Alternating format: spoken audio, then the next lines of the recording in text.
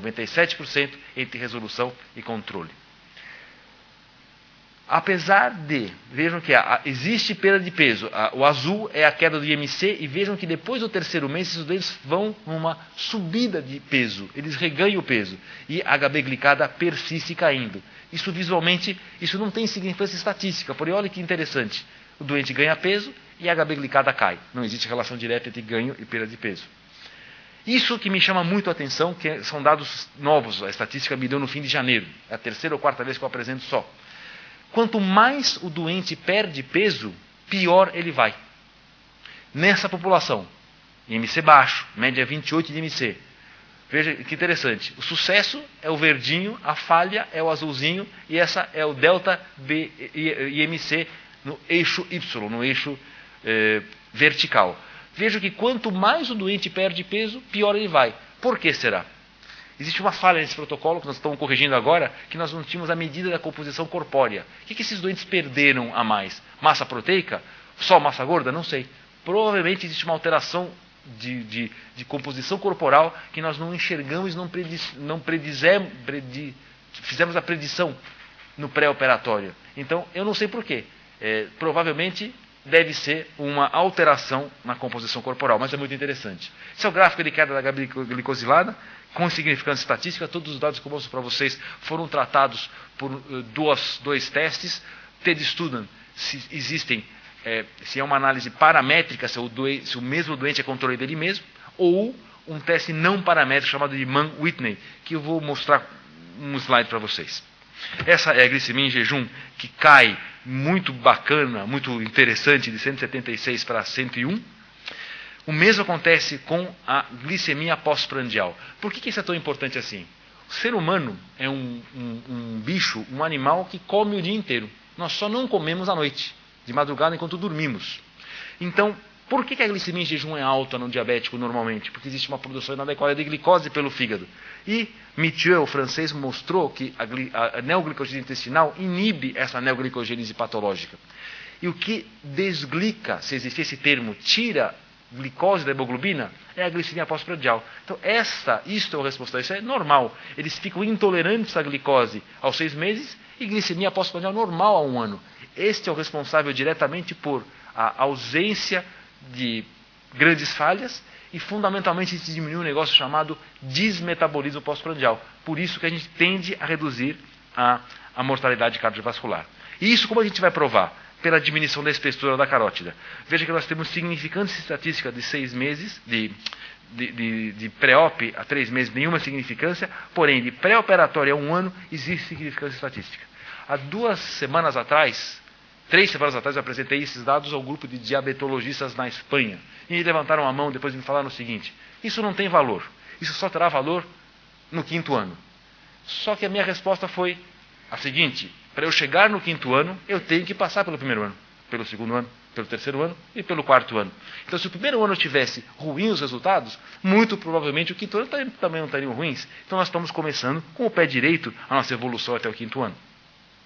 Pressão é igualzinho ao grupo de bypass, existe uma diminuição da pressão diastólica com significância. Isso, se aumentar o número agora, provavelmente vai ter significância na pressão sistólica também.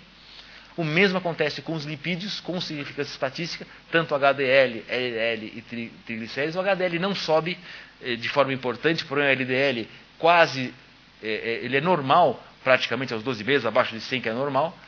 Os triglicéridos voltam a níveis abaixo de 120 em 1 ano, então nós temos um controle lipídico também. Não existe significância nenhuma se eu comparar o pré-operatório 3, 6, 9 e 12 meses. Não existe entre sexo, o homem e a mulher vão igual. O tempo de história de diabetes não muda nada. Existem 2 trabalhos que mostram que mudavam, só que eu acho que um trabalho repete o outro. Pores disse a primeira vez e Phil Schauer repetiu o que ele disse. Não muda nada nesses pacientes. O uso prévio de insulina também não é um contraindicador de cirurgia. A perda de peso, mais ou menos peso perdido, vão pior os que perdem mais peso, porém não tem significância estatística. O decréscimo da resistência à insulina medida pelo ROMA ou a melhora da função de célula beta medida pelo ROMA beta não muda nada. E o peptídeo C em jejum e o estimulado, se ele for acima de 1, tanto faz ele depois de comer ir para 8 ou ir para 1,1.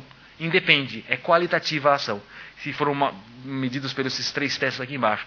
O único fator preditivo, é diminuição da circunferência abdominal. Por isso que eu acho que é uma modificação de composição corporal.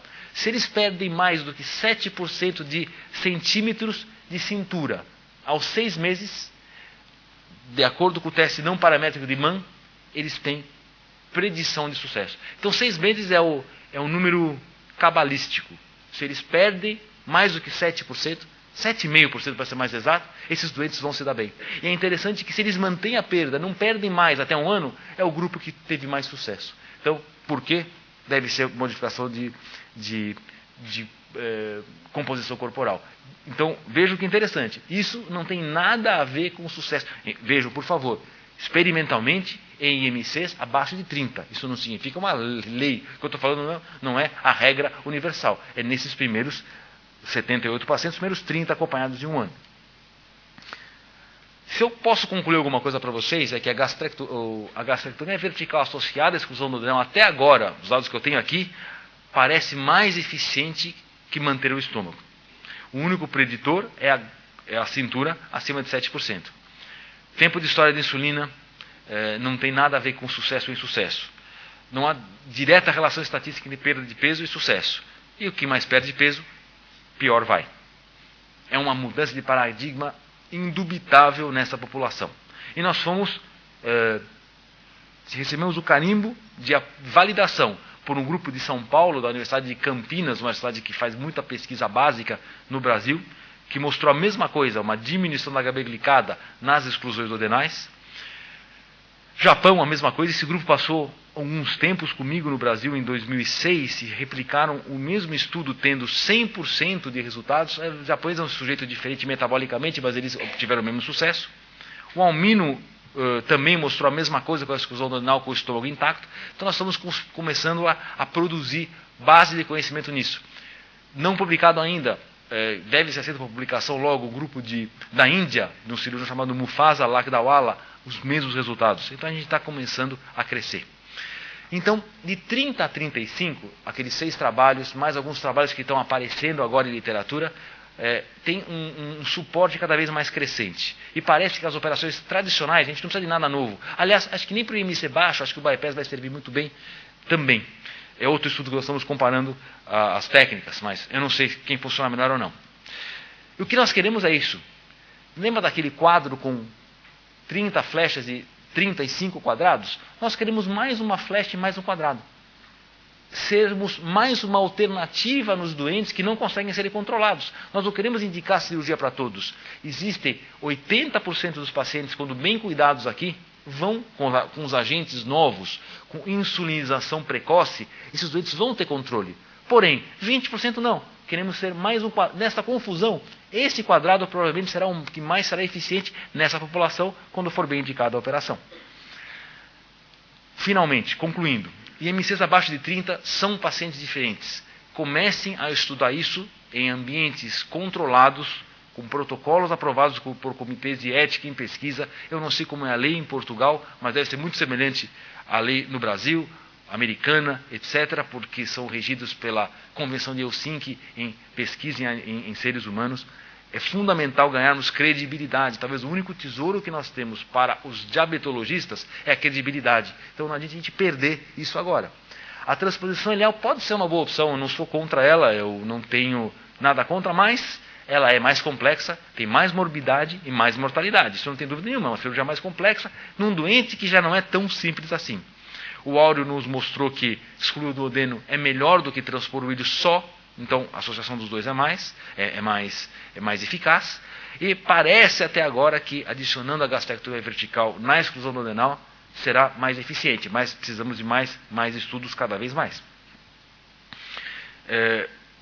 Nós precisamos aprender a estudar, a falar diabetolês contemporâneo.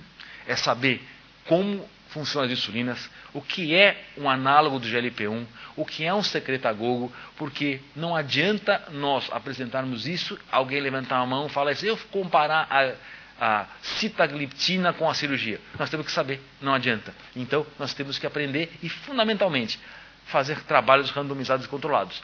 Isso é injusto, na verdade. Eu acho que eu leio mais hoje diabetes do que cirurgia.